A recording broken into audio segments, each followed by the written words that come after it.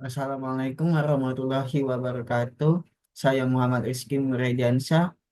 Eh, eh, saya saya menjelaskan analisis input output dan pengaruh terhadap pertumbuhan ekonomi lokal di Provinsi Nusa Tenggara Timur. Yang disusun oleh Muhammad Rizky Murediansyah, saya sendiri, dan saya akan menjelaskan yang pertama yaitu pendahuluan. Yang latar belakang. Analisis input-output adalah sebuah alat yang sangat berharga dalam memetakan integrasi antar sektor dalam suatu perekonomian. Bayangkan perekonomian sebagai sebuah jaringan yang rumit di mana setiap sektor, misalnya pertanian, industri, dan jasa, saling menggantung satu sama lain. Analisis input-output membantu kita mengurangi benang kusut ini dengan menunjukkan bagaimana output dari satu sektor menjadi himpunan bagi sektor lain. Dengan demikian kita bisa melihat secara jelas bagaimana perubahan pada satu sektor berdampak pada sektor-sektor lainnya. Oke, eh, kita lanjut. Eh, yang kedua, rumusan masalah. Di sini rumusan masalahnya apa peran analisis input output dalam memahami interaksi sektoral di NTT. Selanjutnya, bagaimana hasil analisis input dan output dapat digunakan untuk merumuskan kebijakan pembangunan ekonomi di NTT. Sek yang selanjutnya, sektor yang memiliki potensi pertumbuhan besar di NTT berdasarkan analisis input output. Yang selanjutnya yaitu tujuan penelitian.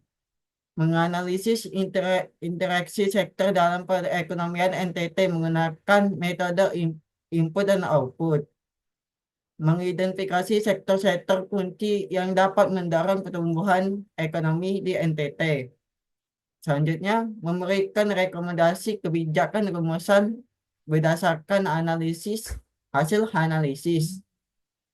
Yang selanjutnya, manfaat penelitian, yaitu ada tiga. Yang pertama, pemerintah daerah. Bagi pemerintah daerah sebagai dasar dalam merumuskan kebijakan pembangunan yang lebih tertera. Yang selanjutnya yaitu yang kedua, bagaimana akademisi sebagai kontribusi dalam pengembangan ilmu ekonomi regional.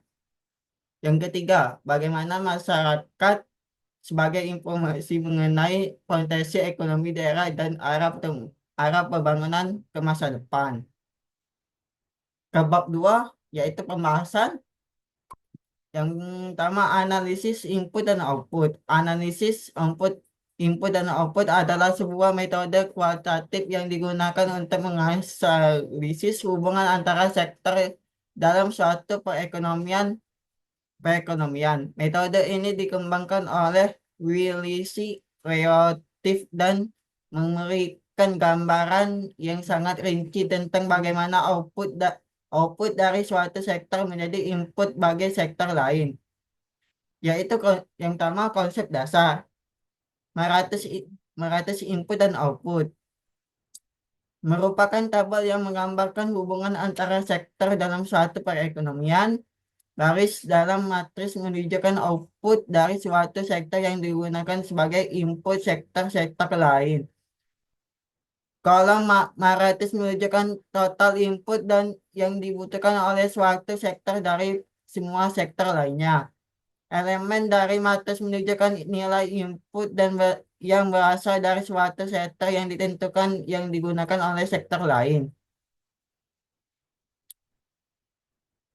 Yang selanjutnya yaitu manfaat analisis input-output. Yang pertama, memahami struktur ekonomi menggambarkan interkoneksi antar sektor dalam suatu perekonomian secara detail.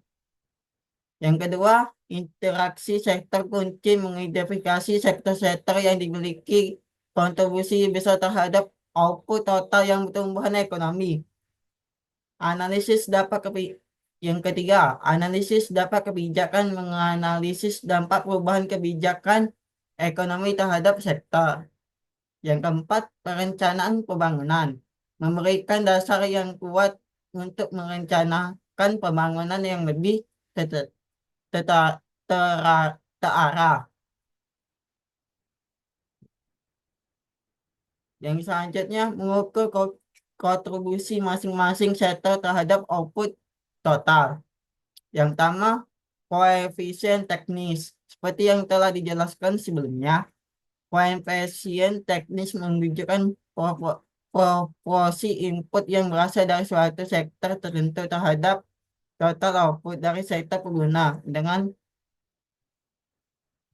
total suatu output dari sektor pengguna dengan menganalisis koefisien teknis kita dapat mengetahui beberapa besar kontribusi langsung suatu sektor terhadap output sektor lain. Yang kedua, analisis efek ganda memungkinkan kita untuk menghitung dapat tidak langsung suatu sektor terhadap output total perekonomian. Misalnya, jadi sektor pertanian mengalami peningkatan kontribusi, maka akan meningkatkan terhadap permintaan terhadap pupuk, mesin pertanian, dan transportasi. Peningkatan permintaan ini yang akan produksi yang akan merangsang produksi di sektor-sektor terkait sehingga meningkatkan output dan output total perekonomian. Yang selanjutnya menganalisis dampak perubahan suatu sektor terhadap sektor lainnya. Analisis set- sensitivitas analisis output input output dapat digunakan untuk menganalisis bagaimana permintaan atau penawaran pada suatu sektor yang akan mempengaruhi output output sektor-sektor lainnya. Misalnya, jika terjadi penurunan permintaan terhadap produk industri otomotif. Yang selanjutnya simulasi. Dengan menggunakan model input output, kita dapat melakukan simulasi untuk melihat dampak yang dari berbagai si- sekna, sek- senario. Yang kelima, analisis dalam konteks Provinsi NTT, analisis output dapat digunakan untuk mengidentifikasi sektor unggulan. Yang kedua, meraca diversifikasi ekonomi, me- mengval- mengevaluasi dampak kebijakan. Yang selanjutnya, pertumbuhan ekonomi regional. Yang pertama, teori pertumbuhan ekonomi. Teori pertumbuhan geoklasik. Teori pertumbuhan geoklasik yang dipelopori oleh Slough dan Sarwan memandang pertumbuhan ekonomi sebagai hasil akumulasi faktor produksi, yaitu modal fisik dan tenaga kerja. Yang, yang selanjutnya yaitu teori pertumbuhan endogen. Teori pertumbuhan endogen yang dikembangkan oleh Lomer dan Lucas memenangkan penting faktor internal dalam mendorong pertumbuhan ekonomi. Yang selanjutnya faktor-faktor yang mengaruhi pertumbuhan ekonomi regional.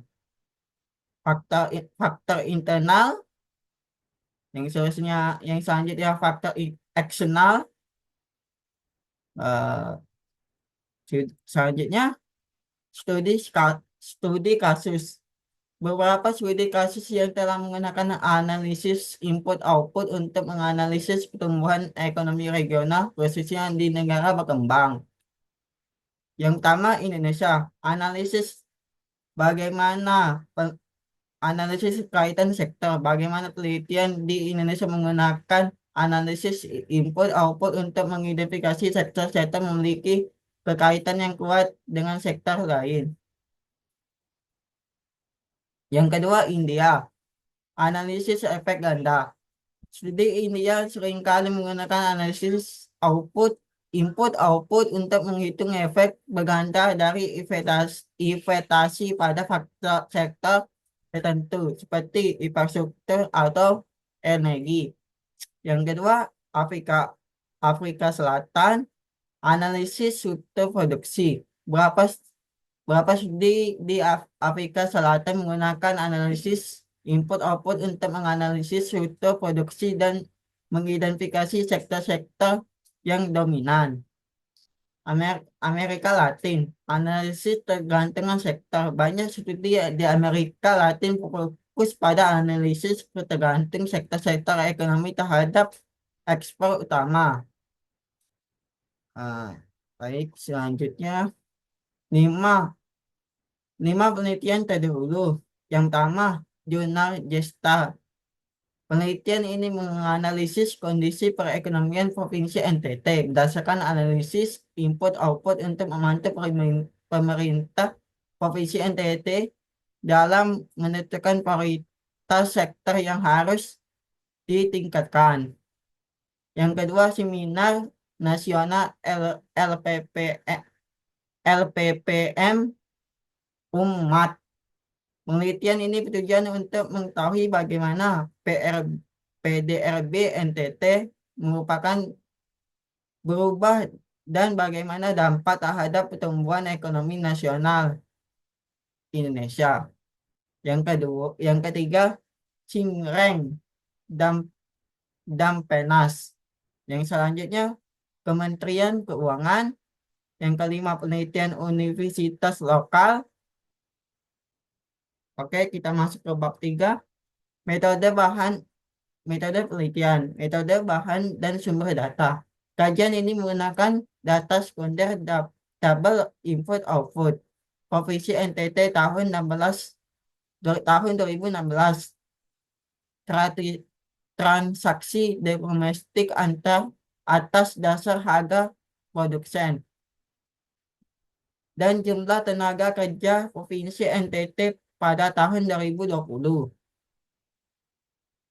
Ya, yang kedua, yang selanjutnya metode analisis data. Kajian dalam penelitian ini menggunakan model metrik eh, I ini I O yang menggambarkan keterkaitan transaksi barang dan jasa dalam suatu perekonomian pada suatu wilayah tertentu. Ini yang pertama, tabel yang pertama. Pada tabel pada tabel HIO tersebut terdapat tiga kuadrat utama, di mana pada kuadrat pertama memberikan gambar input atau konsumsi antar yang digunakan masing-masing sektor untuk menghasilkan output tertentu. Yang selanjutnya, cara menghitungnya ini, dan selanjutnya, di mana IJ adalah koefisien input sektor J dari sektor I, sedangkan XIJ adalah penggunaan input sektor J dari sektor I, dan XJ merupakan total output sektor indeks yang daya pengembaraan dan indeks derajat kepekaan dalam kajian ini. Nih, hasil dan pembahasan indeks daya penyebaran sektor lembaga keuangan, usaha persewaan dan jasa perusahaan sektor pertanian, Perke- perkebunan, kehutanan, pemburuan dan perikanan. Sektor dasar pendidikan merupakan tiga sektor yang memiliki nilai IDP terendah. Hal ini menunjukkan bahwa tiga sektor tersebut tidak terlalu kuat dalam mendorong pertumbuhan produksi pada semua sektor perekonomian Provinsi Nusa Tenggara Timur. Ini ada indeks daya penyebaran, indeks derajat kepekaan, dan prioritas. Yang kedua, tabel kedua, no sektor skala prioritas.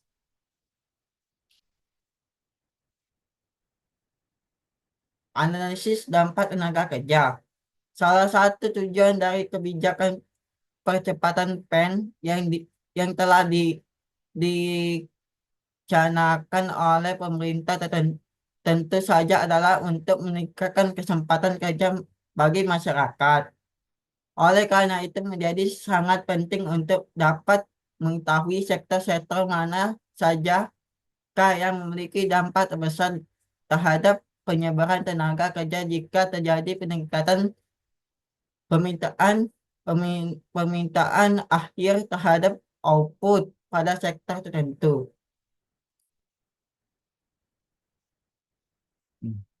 Pada tabel ini menjelaskan dampak pengadaan tenaga kerja di Nusa Tenggara Timur. Ini. Analisis dampak pendapatan. Angka pengadaan pendapatan rumah tangga yang yang sering disebut dengan efek pendapatan ini menunjukkan jumlah pendapatan rumah tangga total yang tercipta akibat adanya perubahan satu unit satuan pada permintaan akhir sektor tersebut. Ini dampak pengadaan pendapatannya.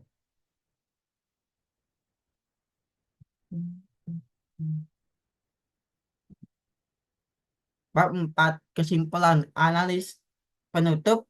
Kesimpulan analisis input output telah memberikan pemahaman yang komprehensif tentang interkoneksi antar sektor dalam perekonomian, khususnya di Provinsi NTT. Beberapa pertemuan penting yang umumnya didapatkan dari penelitian menggunakan analisis input output antara lain indeks sektor keunggulan, yang kedua ketergantungan antar sektor, yang ketiga dampak kebijakan, yang keempat potensi pertumbuhan. Saran analisis hasil analisis input output NTT menunjukkan bahwa sektor permintaan efek berganda yang besar terhadap perekonomian. Berdasarkan pertemuan ini, beberapa saran kebijakan yang dapat diberikan antara lain meningkatkan kualitas indeks nasi wisata, mengembangkan produk wisata baru. Yang ketiga, meningkatkan kualitas sumber daya manusia. Sekian dari presentasi saya dari makalah yang saya bikin. Terima kasih.